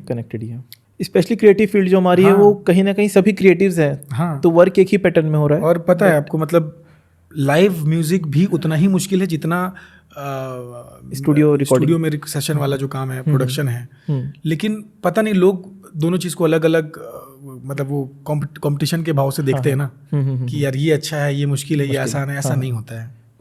स्पेशली जो आप एक ही काम कर रहे हो, एट द एंड आप सिंगिंग कर रहे हो, तो आप म्यूजिक पे, हाँ, एज अ सिंगर भी और एज अ प्रोड्यूसर भी दोनों चीज़ों को इक्वली आपको मर्ज करके देखना ज़्यादा बेटर है आपके खुद के ग्रोथ के लिए भी, जो कि जनरली लोग नहीं करते हैं। लाइव सिंगर्स होते हैं जिनको काम नहीं मिल रहा है या नहीं कर पा रहे, उन लोग स्टक्ड हैं। कई बार बार्स और क्लब्स में बहुत अच्छे सिंगर्स भी होते हैं, लेकिन उन लोग निकल के बाहर नहीं आ पाते उस चीज़ से, क्योंकि वो वहाँ पे स्टक्ड इसलिए हैं क्योंकि वो पैसे के पीछे भाग रहे हैं। सबकी अपनी जर्नी, अपना स्ट्रगल है, तो मे भी उसको ज़रूरत होगा। लेकिन मैं भी एक टाइम पे कर रहा था, मैं भी अभी थोड़ा पॉज लिया हूँ, क्योंकि ना लाइव म्यूजिक में के चक्कर में ना इतना वो हेक्टिक हो जाता है, इतना इंसान थक जाता है कि फिर क्रिएटिव मोड ना ऑफ हो जाता है पूरा। अब क्रिएटिव मोड को ऑन करने के लिए आपको रिलैक्स होना पड़ेगा, बहुत जरूरी है। आप भी समझते हो इस सब चीज़ों को, है ना। तो वो दोनों चीज़ को बैलेंस करना बहुत इंपॉर्टेंट है, और जो दोनों को बैलेंस कर लिया ना, वो फिर बनता है सुपर सिंगर। सुपर सिंगर कौन? अरिजीत सिंह, सोनू निगम। इनका आप लाइव देख लो, इनका स्टूडियो देख लो, दोनों में इन लोग रॉकिंग है। कोक स्टूडियो भारत याद आया मेरे को यहाँ पे। हाँ जी। अभी तो शायद सुनने में आ रहा बैन हो गया इंडियन गवर्नमेंट की तरफ से। हाँ, बिकॉज पाकिस्तानी चैनल था, है ना। लेकिन आप भी बहुत सुने होंगे उसको, उसके फ्यूजन असली में बहुत अलग से होते हैं, अच्छे लगते हैं। उसके बारे में क्या विजन है आपको, और वैसी म्यूजिक का फ्यूचर कितना है अभी? इंडिया में थोड़ा सा स्लो हो गया था उसका, मतलब जो उसका जो पाकिस्तानी जो चैनल था जिसमें म्यूजिक्स आते थे, तो वो तो नेक्स्ट लेवल था। सॉरी, अपना प्रेफरेंस बता रहा हूँ, चॉइस। सही बात है। तो यहाँ पे हम शायद उतने अच्छे से हम यहाँ पे काम नहीं कर पा रहे थे, पता नहीं कुछ भी फैक्टर हो सकता है, पर मेरा पर्सनल जो पसंद था वो वहाँ कोक स्टूडियो पाकिस्तान वाला। आप भी नहीं सुनते होगे शायद, इंडियन में कितने ही गाने आए थे। कोक स्टूडियो भारत पता नहीं, कोक स्टूडियो के ऑलमोस्ट जो गाने हैं, मतलब मैं ऐसे चैनल वाइज नहीं देखा, लेकिन कोक स्टूडियो के जो सॉन्ग्स हैं, ब्रांडिंग करके आप कुछ भी करोगे ना, कुछ भी, हाँ, तो वो चलते जाएगा। वही बात है। लेकिन जैसे पसूरी सॉन्ग या कुछ भी, तो एक अलग से हिट है उनमें, वो चीज़ें थोड़ी अलग है। म्यूजिक का कोई लैंग्वेज नहीं होता ना, नहीं होता। पसूरी भी आपको समझ में कुछ नहीं आएगा, मेरे को भी नहीं समझ में। अच्छा। लेकिन हाँ, लेकिन वो वाइब पे अगर जो काम कर लिया ना, तो वही कनेक्शन होता है। स्पेशली जब हनी सिंह की स्टार्टिंग थी, तब जब हम उनके गाने रट रट के पूरे बोल देते थे, हमको तो पंजाबी नहीं आते थे, और तब पंजाबी इंडस्ट्री इतना बूम नहीं की थी कि इन एरियाज़ में, मतलब पंजाब में बहुत बूम है हमेशा से, लेकिन बाकी एरियाज़ में नहीं थी। लेकिन जब हनी सिंह के गाने सुने तो हम बोल ले रट लिए, कई बार मीनिंग नहीं भी समझ आई, कुछ भी वर्ड्स बोल रहे हैं, लेकिन तो वो एक पैटर्न है कि हाँ, जब म्यूजिक पसंद आ जाती है तो उसके बाद लैंग्वेज बैरियर हट जाता है। हाँ, लैंग्वेज तो ऑब्वियसली मैटर नहीं करता, क्योंकि म्यूजिक का एक कोड भी है ना, म्यूजिक हैज नो लैंग्वेज, है ना। हाँ। लेकिन यहाँ पे ये भी है कि वो वाइब क्रिएट होना चाहिए ना। अभी कुछ भी वाइब करके बोलोगे तो ऐसा नहीं होता। तो वो ग्लोबल हिट करने के लिए वैसा कि बाहर में भी लोग एक्सेप्ट करें, वैसा क्रिएट करना पड़ेगा हम लोग को भी। भारत वाला तो ऐसा ही था, मेरे को लगता है। भारत में भी कुछ अच्छे सॉन्ग्स आ रहे थे, लेकिन अब पता नहीं क्या होगा उसका। हाँ, ठीक है। लेकिन वैसे फ्यूजन सुन के, मतलब कई बार इसका बहुत फायदा भी मिला ना बहुत लोगों को, जो फोक आर्टिस्ट थे उनको अच्छा एक रिकग्निशन मिला, तो अच्छा था वो। वैसे वर्क लेकिन अपने को भी और इन्हेंस करने चाहिए ना, जब हमारे हाथ में वो चीज़, क्योंकि क्लासिकल इंस्ट्रूमेंट्स में सुन रहा हूँ अभी कम सुनने को मिलते हैं, लेकिन कुछ सॉन्ग्स बहुत हिट हो जाते हैं उनके साथ। जो नए सॉन्ग्स आ रहे हैं, फुल वाइब उसकी न्यू रहेगी, लेकिन उसमें एकदम से सितार या तबला या वायलिन बज जाता है, तो एक अलग सा फील देता है। अच्छा, वायलिन इंडियन इंस्ट्रूमेंट है या फिर बाहर का, मतलब उसका बेस क्या है? थोड़ा बाहर सवाल है ये। अच्छा, क्योंकि बाहर का इंस्ट्रूमेंट है, जैसे जनरली सितार हमको क्लियरली पता है कि इंडियन है, बाहर का है। हाँ, लेकिन मैं जब खैरागढ़ में था तो हम लोग को इंडियन इंस्ट्रूमेंट नाम से उसको सिखाया गया। ओके, तो थोड़ा मेरे को भी उसका नॉलेज नहीं है। और हो ये भी सकता है हमारे दिमाग में जो पर्सपेक्टिव है, बिकॉज बहुत सारे रशिया में और ऐसे जो हमको दिखते हैं बजाते हुए वायलिन के, बहुत ज़्यादा इंडिया से ज़्यादा फैंस फॉरेन में दिखते हैं। हो सकता है अगर इंडियन इंस्ट्रूमेंट हो भी तो भी वो बाहर ज़्यादा पॉपुलर हो गया। मेरे ख्याल से ना वायलिन का कैटेगरी होता है ऐसा। ओके, मतलब इंडियन वायलिन अलग होता है बाहर का, क्योंकि यहाँ पे इंडियन क्लासिकल के जो राग्स हैं वो बजाते हैं, वहाँ पे अलग। तो प्लेइंग के ऊपर डिपेंड करता है, प्लेइंग जो स्टाइल है वो अलग अलग होता है। लेकिन कई बार बहुत अच्छा लगता है फ्लूट का म्यूजिक और ये सब। तो फ्लूट तो इंडियन ही है, फ्लूट तो इंडियन है ही।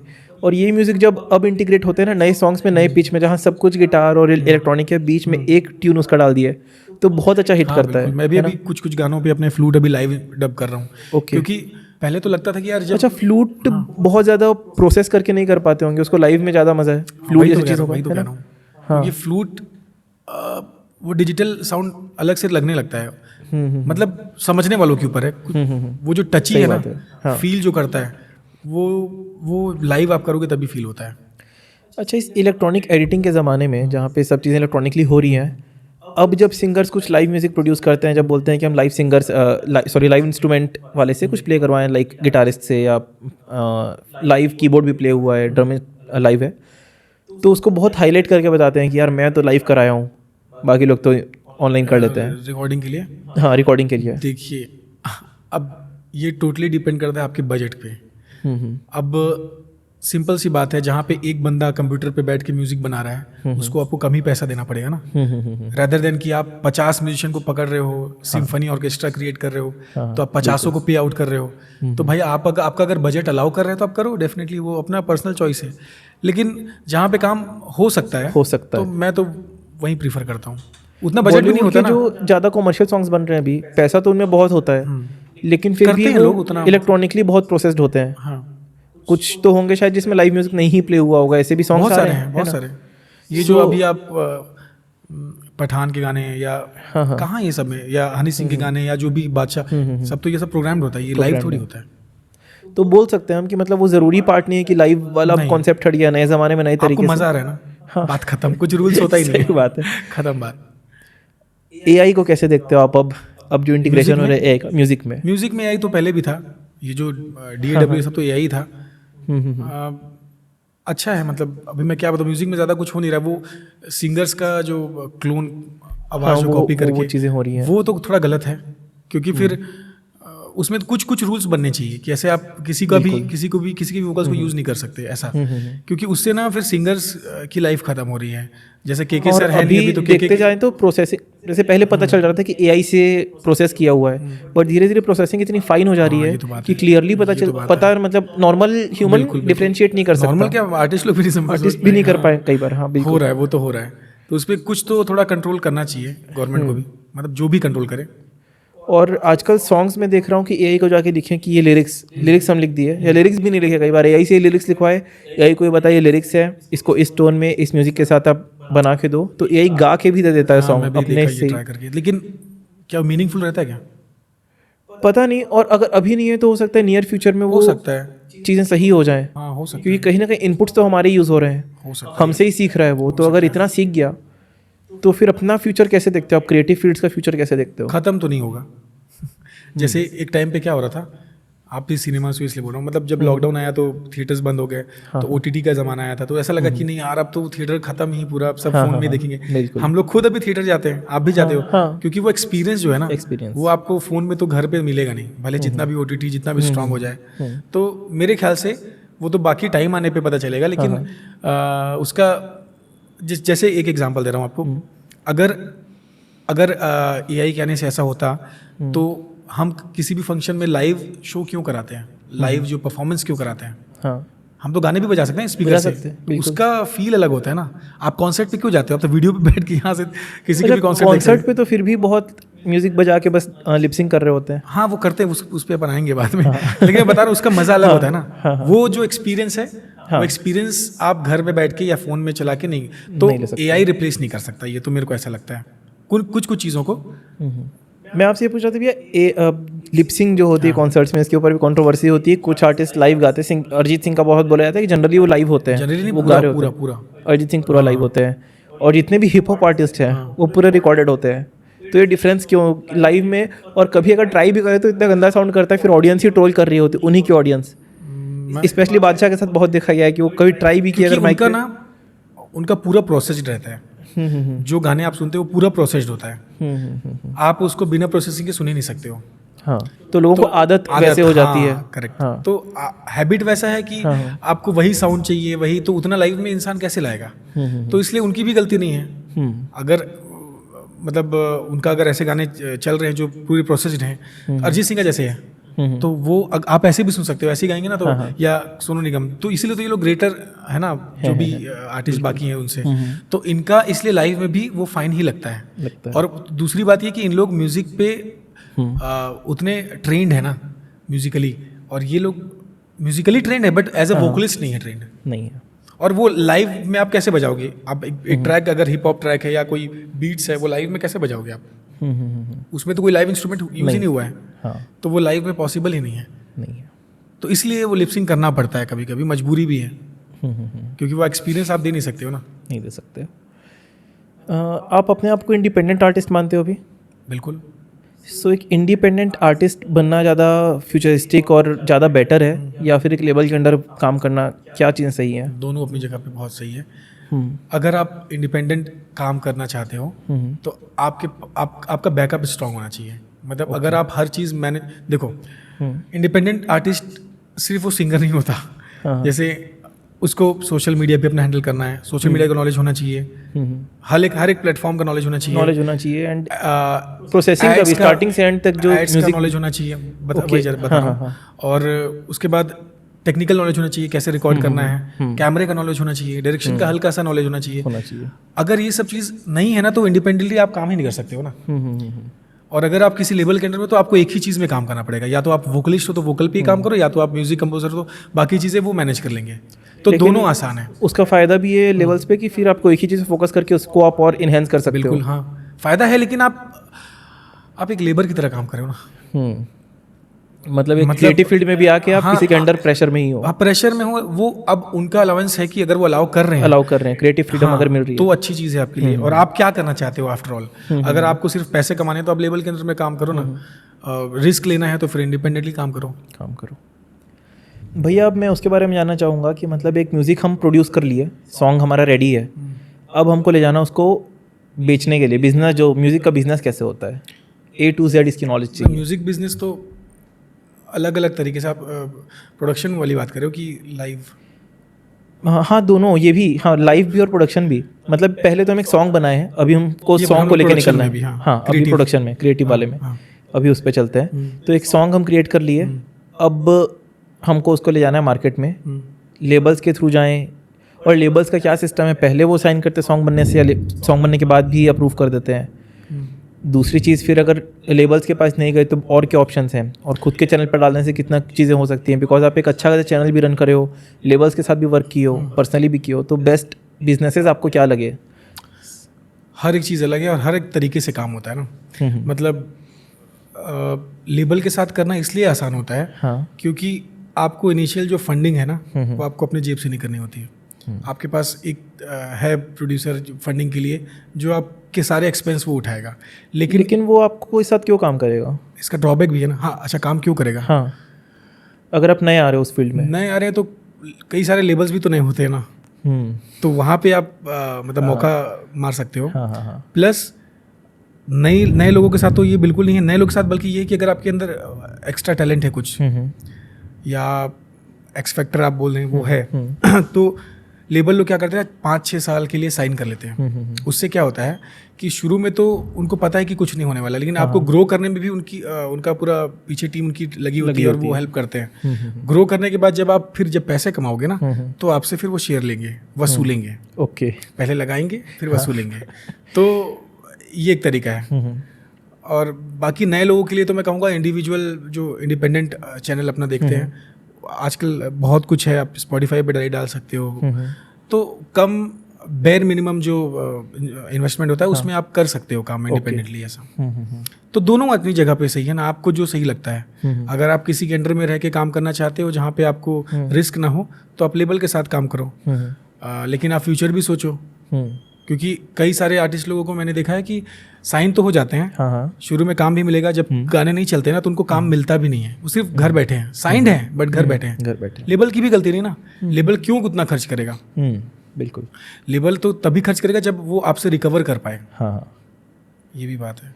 और इंडिविजुअली जाने के लिए उसका बिजनेस कैसे उसको अच्छे से ले जा सकते हैं? मतलब पैसे कहाँ से आएंगे? एक आर्टिस्ट 2 गाने 3 गाने प्रोड्यूस करने के बाद थक जाता है। मैं तो वही समझ रहा हूँ इतने टाइम से। मैं मतलब एक आपको ना एक आप समझ नहीं रहे हो, आप तो समझ चुके हो। मतलब आपका तो सही चल रहा है ना, सही चल रहा है। एक समय पे आप काफ़ी चीज़ें यूट्यूब से भी निकाले हो, अभी थोड़ा सा डाउन किए हो। उसका रीज़न भी है कि आपको इंडस्ट्री में मतलब विजन चेंज हुआ है। ये इस वजह से बंद नहीं हुआ क्योंकि वो अच्छा नहीं हो रहा था, है ना। तो आपको ना एक प्रॉपर एक लूप बनाना पड़ेगा। ठीक है, लूप ऐसा कि कहीं से पैसे आपके आ रहे हैं और कहीं पे लग रहे हैं, फिर आ रहे हैं फिर लग रहे हैं। आपको उन पैसों की नीड ना हो, आपको उससे फर्क ना पड़े, तो आप कर सकते हैं, क्योंकि अल्टीमेटली ना पैसे का ही यहाँ पे काम होता है। क्रिएटिव तो हर एक बंदा होता है, बहुत सारे लोग होते हैं, लेकिन आप क्रिएटिविटी को कितने फाइन तरीके से प्रेजेंट करते हो ये डिपेंड करता है किस पे, आपके स्टूडियो पे, आपकी ऑडियो क्वालिटी पे, आपके पिक्चर क्वालिटी पे। अगर आप गाना भी बना लेते हो अच्छा, आप वीडियो अच्छा नहीं बनाओगे तो कैसे चलेगा? सही बात। अब वो बहुत रेयर होता है कि जब गाने में इतना पोटेंशियल होता है कि वीडियो की जरूरत नहीं होती, गाना चल जाता है। तो बहुत लाखों में से एक आध गाने होते होंगे वैसे। सही बात है। तो वो बहुत मुश्किल है। जो बोलते थे ना पहले कि पहले के टाइम पे बहुत मुश्किल था रिकॉर्डिंग करना, किसी गाने को बनाना। आज आसान है, बिल्कुल आसान है, लेकिन पहले के टाइम पे गाने भी ना बहुत कम बनते थे। जितने गाने साल भर में बनते थे उतने आज एक दिन में रिलीज होते हैं। आप यूट्यूब पे जाके देखो कितने सारे एक एक दिन में रिलीज होते हैं। तो आपका कंपटीशन का दायरा भी तो बढ़ गया ना। पहले आप कॉम्पिटिट करते थे, मतलब कितने ही गाने आते थे, जो आता था उसको सुनना पड़ता था लोगों को। है ना? हम लोग के पापा लोग के टाइम पे जो। तो अभी क्या है कि अब ऑडियंस चूजी हो गई है कि मैं यही सुनूंगा। अब वहां तक कैसे लेके जाओगे? सही बात है। जैसे अगर ये पॉडकास्ट डीडी नेशनल पे आता पहले, तो ऑडियंस को मजबूरन सुनना पड़ता, आप अच्छा करो ना करो, ऑप्शन ही नहीं था। अभी क्या है कि अभी आपको ऑडियंस तक पहुंचना है, कैसे पहुंचाना है। तो अब ज्यादा मुश्किल हो गया है। आप अब तो मेहनत करने के बाद भी आप मतलब पहुंच नहीं पा रहे हो वहाँ पे। तो सबके साथ स्ट्रगल है, हर एक कंटेंट क्रिएटर के साथ। मैं जो म्यूजिशियन होते हैं उनको कंटेंट क्रिएटर नहीं बोलता हूँ, क्योंकि कंटेंट अलग होता है, म्यूजिक अलग होता है। तो हम म्यूजिशियन लोग हैं, हम म्यूजिक बनाते हैं, कंटेंट नहीं। तो क्वेश्चन ये था ना आपका कि कैसे उस चीज़ को अच्छा मोनेटाइज करें। तो आपको खुद ही रास्ता निकालना पड़ेगा। या तो आपकी फैमिली बहुत स्ट्रांग है, या तो आपका बैकबोन सपोर्ट अच्छा है, आप या तो फाइनेंशियली आप एकदम से इंडिपेंडेंट हो, आप फ्री हो, तो आप कर सकते हो। लेकिन आपको पूरा इन्वेस्टमेंट इसमें करने की ज़रूरत नहीं है। आप धीरे धीरे करके सीखते रहिए, क्योंकि प्रोडक्शन तो आप कर लेंगे, फिर प्रमोशन में आप गिर जाएंगे। प्रमोशन भी एक पार्ट हो गया है, हिस्सा हो गया है, तो बहुत मुश्किल है। यूट्यूब जर्नी आपकी जो थी उसमें आप अभी 1 लाख से बहुत ऊपर सब्सक्राइबर्स हैं आपके, 2.5 लाख है कुछ। 2.5 लाख हो गए। 2.5 लाख तक की जर्नी में कभी भी आपने बूस्टिंग या ऐसी चीज़ों का यूज़ किया? उस टाइम था ही नहीं। ओके। मैं 17-18 में मेरे को मिला था वो। मैं पहला, मतलब ये पूरी ग्रोथ बिल्कुल ऑर्गेनिक है 100%? हाँ बिल्कुल। सो ये जो ग्रोथ है, मतलब इसके बारे में बात करना। ऑर्गेनिक कैसे? दूसरा क्या तरीका होता है? मैं पूछ रहा हूँ। दूसरा तरीका ऑर्गेनिकली भी एक होता है और एक अनऑर्गेनिक होता है। अनऑर्गेनिक व्यूज खरीद लेना, बादशाह भैया के ऊपर बहुत ज्यादा इल्जाम लगते हैं। खरीदने के बाद सब्सक्राइबर्स कैसे बढ़ेंगे? सब्सक्राइबर्स भी खरीदे जा सकते हैं। ऐसा है क्या? हाँ। कितना पैसा लगता है? नहीं मतलब क्या जरूरत है? नहीं, मैं नहीं पूछ रहा हूँ, क्योंकि ना मैंने जहाँ तक पता किया है वो इतना पैसा लगता है ना कि वो हम लोग नहीं कर सकते। उसका मोनेटाइजेशन पॉइंट ऑफ व्यू से कोई फायदा नहीं, बिकॉज वो सब डेड है, एक्टिव कुछ नहीं मिल सकता है आपको। हाँ, आप उन सब्सक्राइबर्स को भी मोनेटाइज नहीं कर सकते, व्यूज को भी नहीं कर सकते। एक बार आप फंस गए ना तो फंसते चले जाओगे, वही वाला है। एंड स्पेशली यूट्यूब की पॉलिसीज इतनी तगड़ी हैं कि अगर वो एक बार ट्रैक हो गया तो आपका चैनल खत्म है, उसके बाद यूट्यूब की तरफ से आपको कोई सपोर्ट नहीं मिलने वाला है। यूट्यूब की वीडियोस को दिखाता भी नहीं लोग। नहीं, वैसा तो नहीं किया कभी, क्योंकि उतना पैसा था भी नहीं कि वो खरीदूं वो सब चीज़ें। मतलब 250K तक पहुंचना है ऑर्गेनिकली एक बड़ी चीज़ है। हाँ, है ना? एक यूट्यूब की तरफ से ये बूस्टिंग होती है कि हाँ हम उसमें प्रमोशंस चला के उस वीडियो को लोगों तक पहुंचा सकते हैं, वो भी नहीं, जो कि म्यूजिक में सबसे ज़्यादा होता है। और आज की डेट पे म्यूजिक में हर एक सॉन्ग जो रिलीज होता है उसमें प्रमोशन डालती हैं बड़े से बड़े लेवल। पर वो गलत भी नहीं है, गलत नहीं है, क्योंकि अपना चीज़ लोगों तक पहुंचाना पड़ेगा। जब हर ब्रांड जब प्रमोट कर रही है अपने आप को, तो हम भी तो एक तरह से बिल्कुल गलत नहीं है, बिजनेस ही करें ना। म्यूजिक बिजनेस ही तो है, इसीलिए इसको एक ऑर्गेनिक तरीके में ही काउंट किया जाता है। तो ऑर्गेनिकली भी नहीं किया अभी कभी। लेकिन हाँ, अब जो बाकी लेबल्स हैं मेरे, मतलब मैं 2 लेबल हैंडल करता हूँ। ओके।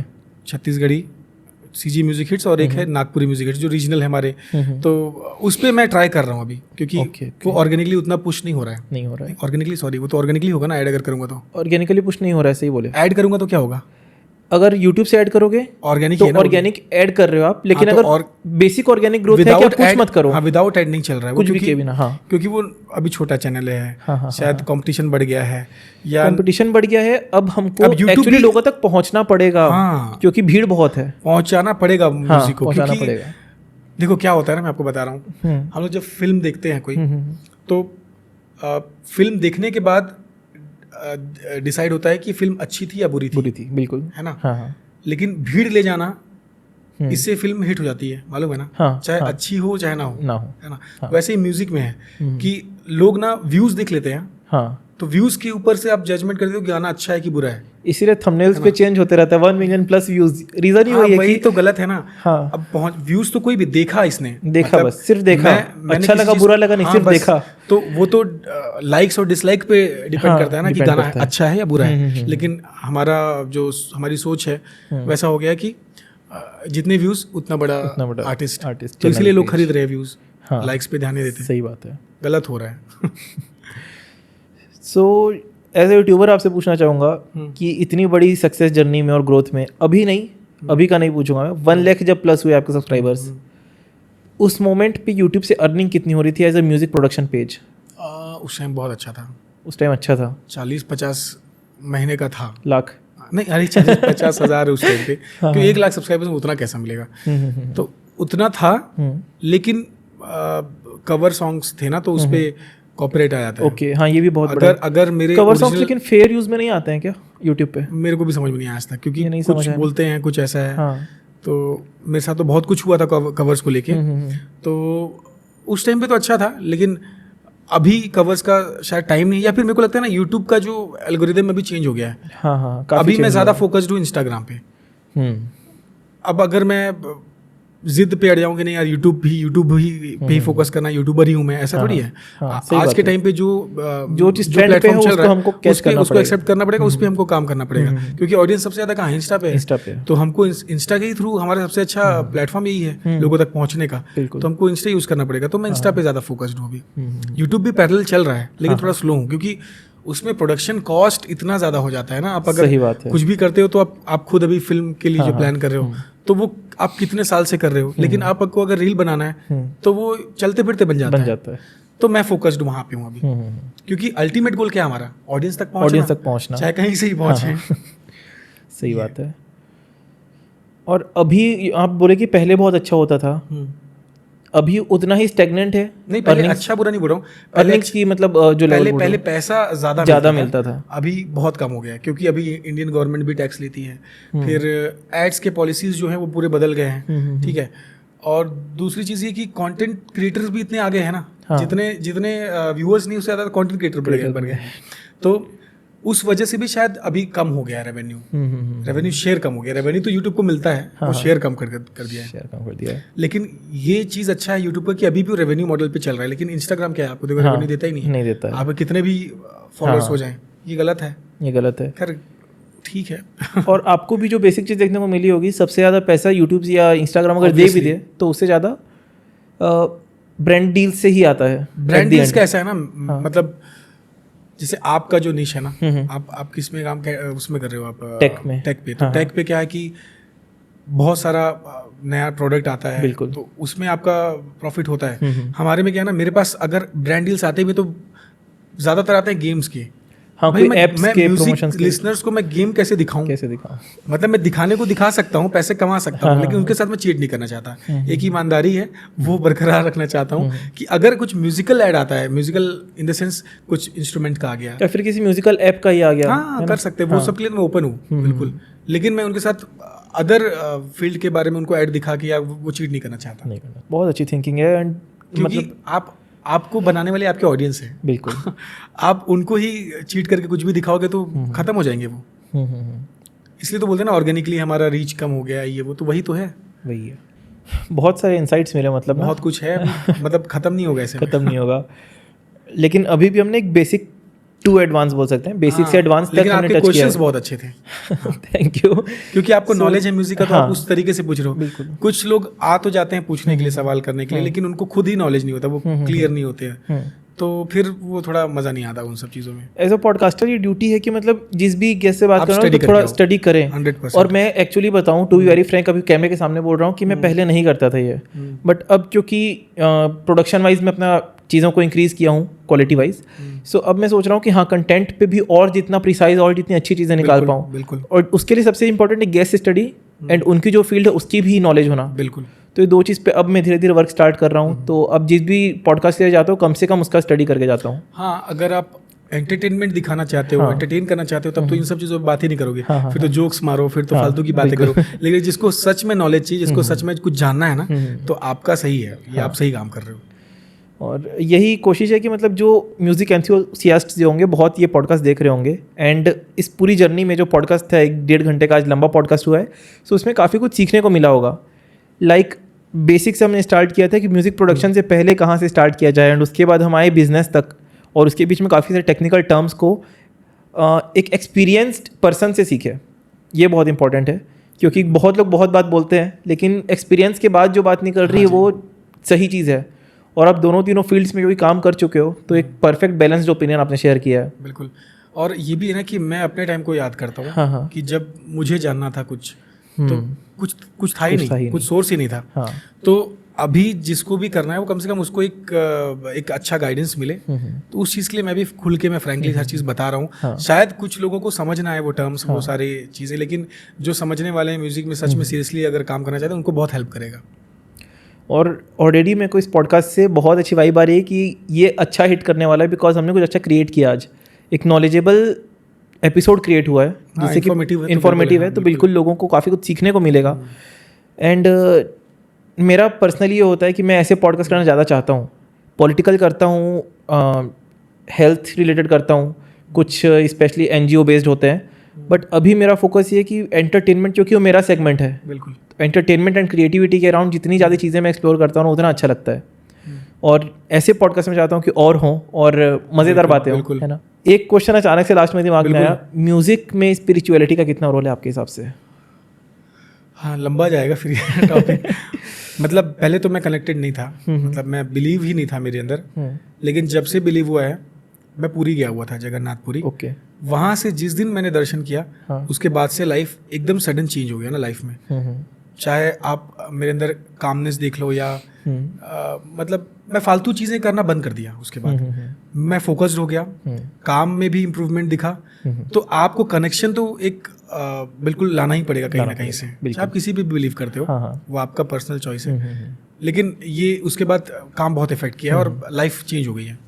भैया से एक्चुअली मैं 3-4 साल से कनेक्टेड हूँ, एंड पिछले साल या 2 साल पहले मेरी एक बार बात हुई थी, तो मैंने इनको बोला भैया मेरे को समझ नहीं आ रहा ग्रोथ कैसे होगा। फिर भैया बोले कि भाई थोड़ा इन्वेस्ट करना पड़ेगा। हम बोला भैया अभी तो इन्वेस्ट नहीं करना है, लेकिन फिर आप मेरे को समझाए थे कि भाई शुरुआत में करना पड़ता है और बाद में रिटर्न मिलता है। बिल्कुल। सो अभी मैं उसी पार्ट पे हूँ, है ना, काम। और अभी मैं भी उसी मॉडल पे आया कि हाँ जो सेटअप में इन्वेस्टमेंट है, जो बेसिक चीज़ें रिक्वायरमेंट हो गई है, उसको करने से एक्चुअली ऑडियंस का फीडबैक बहुत अच्छा आ रहा है। ऑडियंस का अल्टीमेटली एक्सपीरियंस अच्छा होना चाहिए। अब पता चला आप पहले पॉडकास्ट अगर कुछ भी बना रहे हो, अच्छी माइक क्वालिटी नहीं है आपके पास, अच्छा नहीं है, तो वो फिर यहाँ स्पीकर लगा के सुनेगा, क्या मतलब है? बिल्कुल। उसको प्रॉपर साउंड आना चाहिए। वो एक्सपीरियंस के लिए तो आपको फॉलो कर रहा है ना। बिल्कुल। तो इन्फॉर्मेशन के साथ साथ आप उसका एक्सपीरियंस भी अच्छा बढ़ा रहे हो, तो अच्छा उसमें मिलेगा आपको फीडबैक। एक्सपीरियंस कैसा लगा भैया पॉडकास्ट का? आप बहुत अच्छा था। मतलब बात तो बहुत कुछ बचा हुआ है अभी, हम लोग बाद में भी करेंगे कभी, लेकिन बिल्कुल। जितना भी था कोई भी वेस्ट नहीं था, इन्फॉर्मेटिव ही था, लोगों को बहुत कुछ सीखने को मिलेगा, और उम्मीद करता हूँ बहुत लोगों का हेल्प होगा इससे। हाँ। और आपको पर्सनली एक्सपीरियंस कैसा लगा? मतलब पहले भी अपने पॉडकास्ट किए हुए हैं आपका? हाँ, इस शो का 10 सौभाग्य शो का एक्सपीरियंस आपको कैसा लगा? जितने भी मैंने किया हुआ है ना, मतलब 1-2 ही हैं जिनके साथ बात करने में मजा आता है, क्योंकि वो फिर ना आप अंडरस्टैंडिंग में मैच करती है। बाकी लोग सिर्फ मतलब एक सिर्फ और सिर्फ ना मतलब फॉर्मेलिटी के लिए करते हैं कि इंटरव्यू हो गया, उनके न्यूज़ चैनल पे करना है, लेकिन आप सच में आप ऑडियंस के बारे में सोच रहे हो, वो बहुत बड़ी चीज़ है, और आपको नॉलेज भी है, तो इसलिए हम अच्छे से बात कर पाए। बिल्कुल, उतना एक्सप्लेन करना नहीं पड़ा आपको। सो फ्रेंड्स, आई होप कि काफ़ी कुछ सीख के जा रहे हैं आप इस पॉडकास्ट से, एंड ऐसे ही शानदार एपिसोड्स के लिए सब्सक्राइब करें पॉडफ्लिक्स को भी। आप भी बोल दें एक बार, सब्सक्राइब टू पॉडफ्लिक्स। सब्सक्राइब कीजिए पॉडफ्लिक्स को, बहुत अच्छे इसमें एपिसोड्स अभी और भी आने वाले हैं, अभी तो सिर्फ शुरुआत है। बिल्कुल। सो फ्रेंड्स, मिलते हैं किसी अगले शानदार एपिसोड में, तब तक keep watching, keep subscribing, bye bye. Thank you.